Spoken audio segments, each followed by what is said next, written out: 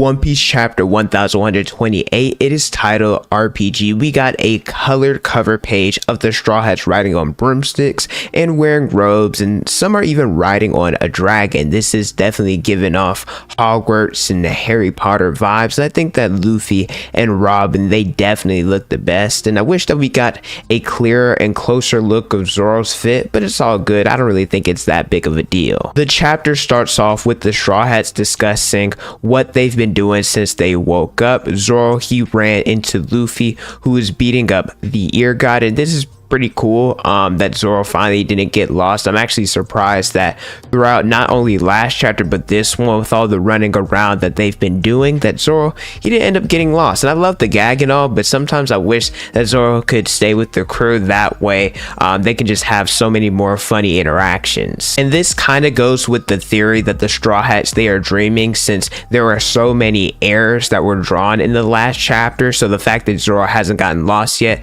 could also verify that they're dreaming. Usopp, he even brought up a great point. He talked about how they're wearing threads that resemble ELBAF'S warriors, and how can they have clothes that fits humans since this island is meant to be for the giants. Since they're in uncharted territory, to get more information about where they are and what's going on, the Straw Hats, they decide to head further into the town and ask people for more information. All of a sudden, an older looking giant appears riding on a grasshopper, and I love Sanji and Nami, that they're the two that are the furthest away because of their dislike of bugs. And this is a callback to Jaya, when the Straw Hats were split up into groups looking for the South Bird, and these two, they were together. They were freaking out because of the bugs in the forest. Apparently this old giant, he is in charge of maintaining Stein Castle, and this is where the great Iskat lives, which that's the cat that the group literally just beat up. To put it simply, the area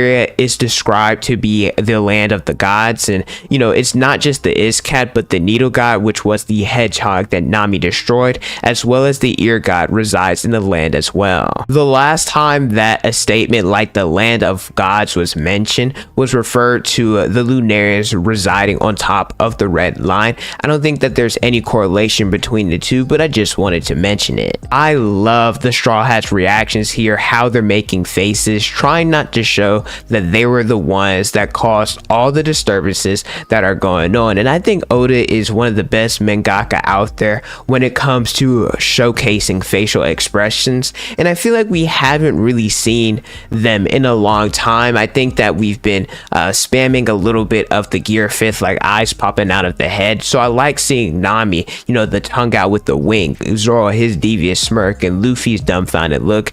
It's really cool seeing Oda bring these back. The old giant advised the Straw Hats not to follow the road because vicious soldiers protect the sun god's temple, and no one has returned to tell the tale. Well, he shouldn't have said that, because Luffy, he booked it. He took off in that direction, and we know he did this because he's always itching to go on an adventure. The beginning of this arc kind of reminds me a lot of Skypiea, where the Straw Hats, they were warned about the laws of the city and how mysterious the Sky Island is. There was so much exploring that the Straw Hats did. One thing I want to point out is Sanji's statement towards Zoro, because he smirked at the statement about vicious soldiers, and Sanji said that Luffy acts this way because he feeds off your energy, which essentially means that they allow each other to be reckless like this. And technically it's Zoro's job to be able to reel Luffy's in different situations like this, because he's the vice captain, but also Zoro, he wants to fight strong opponents too, to get stronger, to get better. So it's just really cool seeing this interaction. But if you guys have made it this far into the video and you're enjoying your content, let me know by leaving a like, subscribing to the channel, and hitting the notification bell so you guys never miss out on a new video. I pump out different content like this all the time. As Luffy is heading to the temple, he runs smack into something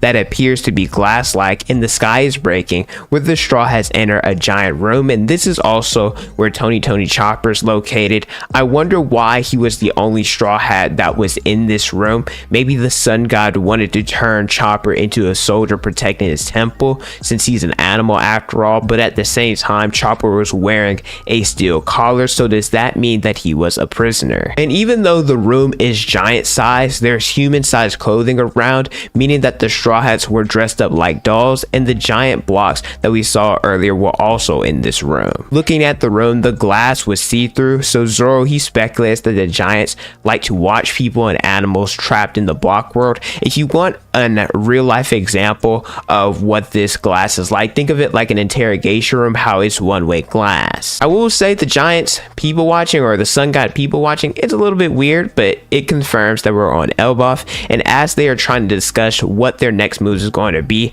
the soldiers, they start to attack. There's a snake, a crow, there's mice. They're attacking, so it's time for combat. As they're fighting off the guardians, ELBAF's sun god appears, who's wearing boots, has a staff, and is wearing a deer mask, and the design reminds me of the god Cernuno, symbolizing connection with nature and wildlife. He often is depicted with antlers and a torque. He could also resemble the Norse deer god Ekithynir, and I can't wait to see Luffy knock the mask off and reveal what he actually looks like. But the Straw Hats, they accidentally set the temple on fire while they're fighting these soldiers. Luffy's in his gear 5th form, and I'm kind of surprised the sun god didn't react a little bit more than this. Maybe he's just ignorant to what the true sun god is supposed to be, but he ends up hitting the snake with a dawn pistol, and the Straw Hats, they are running away so that they can escape. The snake's title is Himagander, but in Norse mythology is called the Jormungandr, also known as the Midgard serpent or world serpent, and the Jormungandr is said to be the middle child of the trickster god Loki, and is said to fight Thor to the death during Ragnarok, which is very interesting because Loki, he is the king of the giants. The chapter ends with the Straw Hats riding the Iskat after they beat him up again, and it's really cool having Chopper here since he can translate what exactly the animals are saying. Nami, she has a map of the block country, and they're headed through another mirror with the sun god chasing them in hot pursuit with a beautiful panel. There's no break next week, and I can't wait to see what's going to happen. But thank you guys so much for watching. Let me know how you guys feel about this chapter in the comment section below. Don't forget to like, comment, and subscribe. Hit the notification bell so you guys never saw a new video. Follow me on Instagram, Twitter, and TikTok. It's on the screen and in the description below. Thank you guys so much for watching, and don't forget to unleash your potential.